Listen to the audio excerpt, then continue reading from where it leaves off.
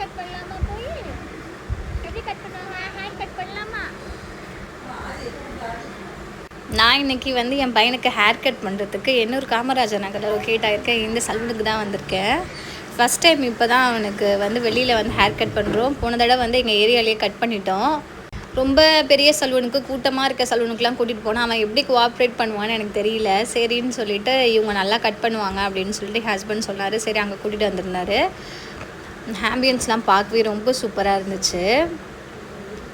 Hair cut பண்ண ஆரம்பிச்சிட்டாங்க. First ஸ்டார்டிங்கில் அப்படியே சமத்து பையன் மாதிரி அமைதியாக உட்காந்துருந்தான். ஆனால் பரவாயில்ல, கம்பேரபிள் பார்க்கும்போது என் பொண்ணை விட என் பையன் ரொம்ப அழகாகவே காமிச்சிருந்தான் ஹேர் கட் பண்ணுறதுக்கு. அப்புறம் மிஷின் போடும் போது தான் அவன் கொஞ்சமாக நர்வஸ் ஆனான். மித்தபடி ஓகே தான், நல்லா அழகாக காட்டிட்டேன் ஹேர் கட் பண்ணுறதுக்கு. இது அவனோட செகண்ட் ஹேர் கட்டு. இதுக்கப்புறம் வந்து ஹேர் கட் பண்ண போகிறது கிடையாது. இதோட திருச்செந்தூருக்கு வந்து மொட்டை தான் அடிக்கணும். ஃபைனலாக வந்துட்டு இப்படி தான் ஹீரோ மாதிரி இருந்தார்.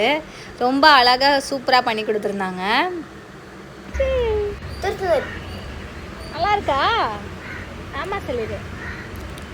ஹேர் கட் பண்ணி முடிச்சுட்டு கிளம்பிட்டோம்.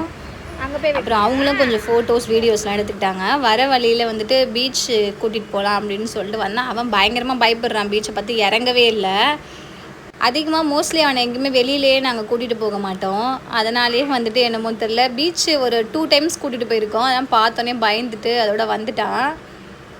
வீட்டுக்கு வந்துட்டு இன்றைக்கி வந்து காய்கறி, கருவாடு, மொச்சக்கொட்டை, முட்டைலாம் போட்டு தான் குழம்பு வச்சுருந்தேன். கருவாடு குழம்பு அப்புறம் ரைஸு செஞ்சுருந்தேன்.